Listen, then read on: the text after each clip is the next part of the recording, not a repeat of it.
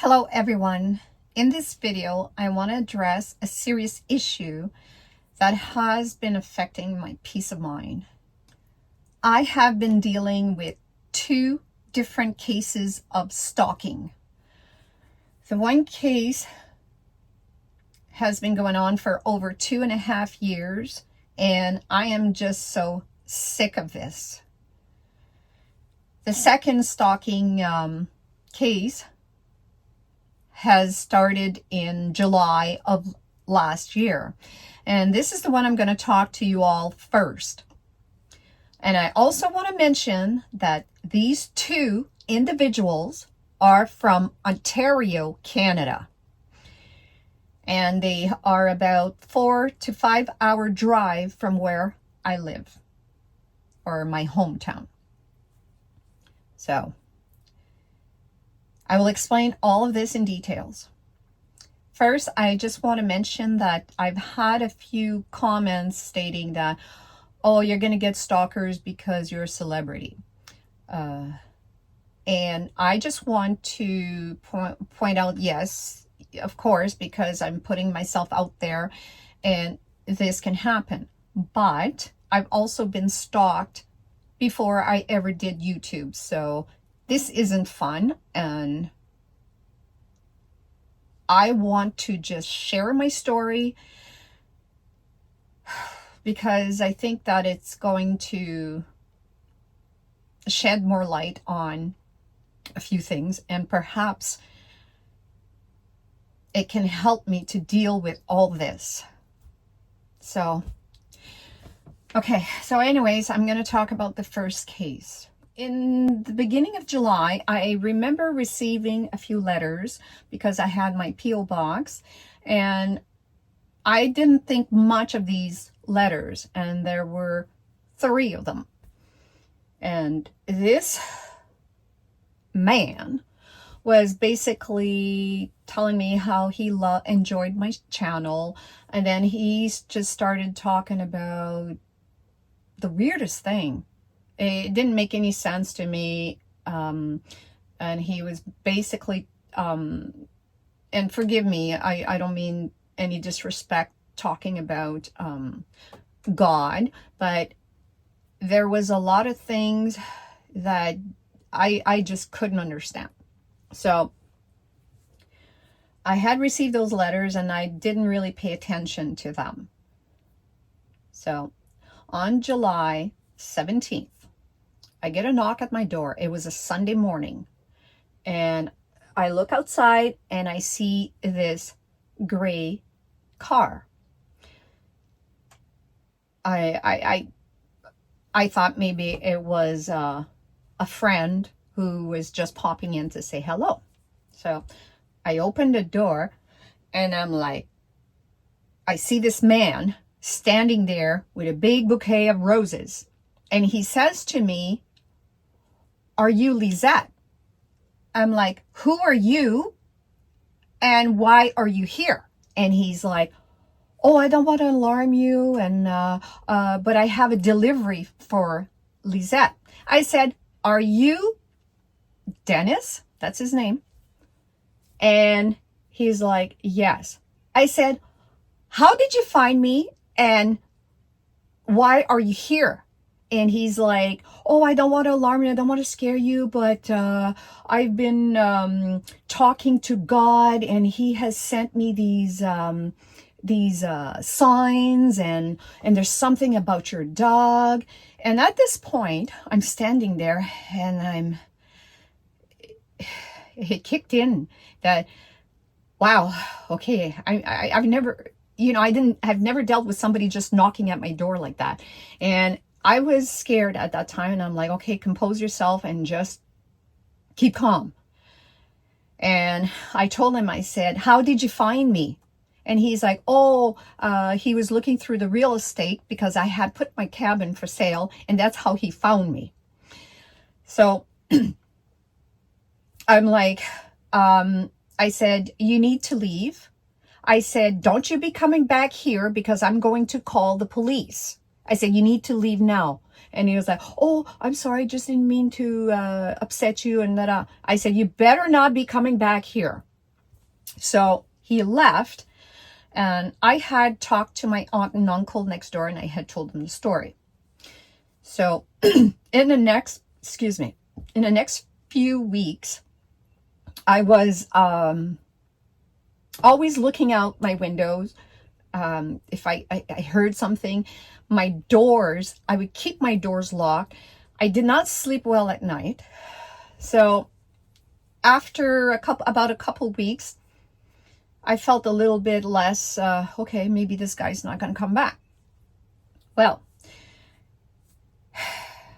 this was in August, and it was about maybe 2 weeks before my closing date. And I was washing my dishes, and I heard somebody drive up. I look, and it was that same gray car. And I'm like, oh, dear Lord. I'm like, I'm not going to answer the door. I'm not going to answer the door. And my doors were locked. And he pulled up. I got his license plate on my phone. And he's just sitting in his car. He's sitting in his car for like over 10 minutes. And he's not leaving. So I called my aunt and my uncle to come over right away. And that Dennis guy had his music on in his car. It was quite loud. So my aunt and uncle show up. I ran outside. Miss Snow is barking. And by that time, I'm walking up to his door. And I was going to tell him, what the F are you doing here? And you need to freaking leave. My uncle was there, so I didn't feel scared, but I had the shakes, I remember. And I look in his in the car, and he's sitting there, and he's got his hands like this, and he's just going like this, and the music's on. He never heard Miss Snow bark. He never saw me. So I ran into my uncle's vehicle, and we drove down the driveway. And that's when I called the police. It took about 20 minutes before they got there. During that time, we are at the end of the driveway, my aunt, my uncle, and we are waiting. And we can hear the music this entire time. He's just playing his music, and he's just sitting there. The police get there, and I tell them the story. And I tell them that I don't know this man. And he's a viewer from YouTube. I don't know who he is. So they asked me what I want. I said, I want you to get him out, like escort him out. I don't want him on my property. So there was 3 police officers, and they had to another vehicle. So they went in and they got him out. But during that time, the one police officer came back to talk to me, and they had talked to this individual. So, and she comes up to me, and she's like, you really don't know this guy? I said, no, I don't know him. And he's like, well, she's like, the reason that he came over to your place was he was going to propose to you. And I'm going, what the? I said, that is creepy. It's scary. Like that just shocked me. I don't know this guy. Anyways, so during that day, his car was still in my driveway, and I'm like, can you guys tow the car away? And they said, no, we can't, because you are not pressing charges. So he was basically detained, right? So anyways, they had to get, after they detained him and questioned him, they brought him back to get the car. And I wasn't there. I didn't want to be there. I was at my aunt's and uncle, and I waited till, we saw the police escort him back out. So anyways, there was about, I don't know, like a few weeks went by, and he kept sending me things. He sends me these CDs with creepy things on it. I have all this evidence. And I just, what happened too was I had taken my sister and my niece out in this little cabin for a vacation. And I had no idea that I don't know if he was there at the time I was there, but he was there because the manager talked to me, and she's like, oh my gosh, I didn't know that it was you who was involved with this stalker. She said he was staying at that resort, the same resort that I rented the cabin with my niece and my sister.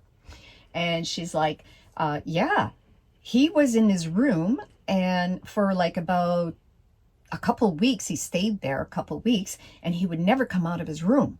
She said the ladies would go up to see if he needed any towels, anything, and he would just like open the door and leave me alone and shut the door. That's what she said. And then she proceeds to tell me that she went up there to check up on him, and he opens the door, and she's like, do you need anything? And he's like, oh, I'm hungry. Like, anyways, here is the next thing that happened, that she told me that the following day, he was having a major meltdown on the lawn. And he was screaming, yelling, and he was praying, and they had to call the police because the cleaning ladies were scared. So they called the police over, and the police were talking to him, and the manager was there, so she knows what was said. And he kept saying, oh, I'm getting married in September. I'm getting married to Lisette. So they took him away, the police, and they brought him to a psychiatric ward. And apparently he stayed there for 3 weeks because I talked to the manager to keep me updated, and he got out in 3 weeks, came and got his stuff. And this is what she told me, that when she went in his room that he was staying in, that when she opened the door, it stunk so bad. She's like, there were boxes everywhere, and she thinks that he might have, this is disgusting, that he may have crap in those boxes. And she's like, there was boxes, like a lot of boxes open, and it was all filled with these vitamin nutrients bottles. And then she says there were these 3 buckets. There was three, I'm not sure how many buckets, excuse me, but there were these buckets filled with water, and that in the bucket was engagement rings. I mean, this guy there's something wrong. There's seriously something wrong. And this was scaring me because I knew he was out again. So by that time, I had sold my cabin, and I was staying out in a camper trailer. It was my cousin Georgette's trailer, and I was in these remote lakes. He couldn't find me. There was no way he was going to find me there. But this is what he did.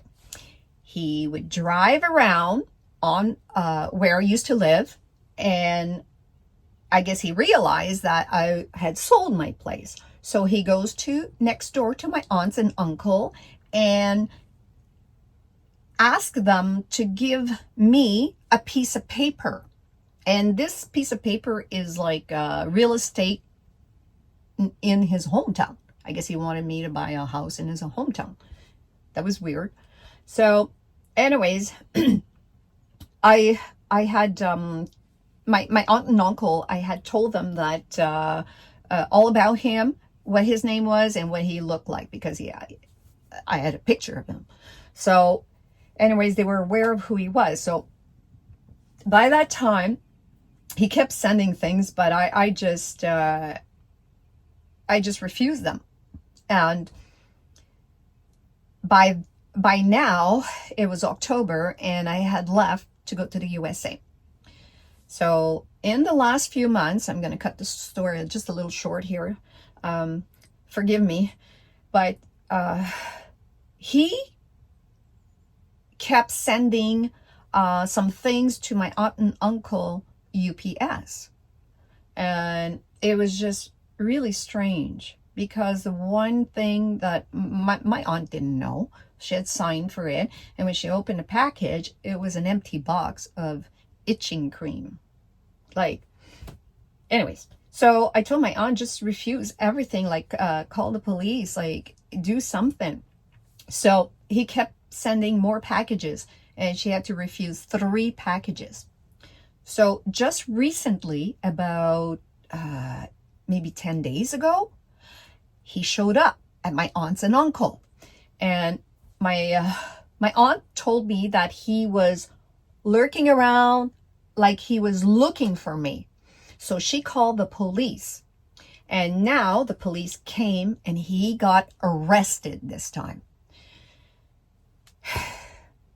My aunt said that he's just going to get out and do it again. So this is the story with this individual. And it upsets me that he has been bothering my aunt and uncle. I feel bad about that. And now I fear that when I go back home this spring, that he's going to be looking for me again. So it's frustrating and it's maddening. It's disheartening. It's, anyways, yeah. I am not liking this at all. This is not fun. It's been stressful, to say the least. And anyways,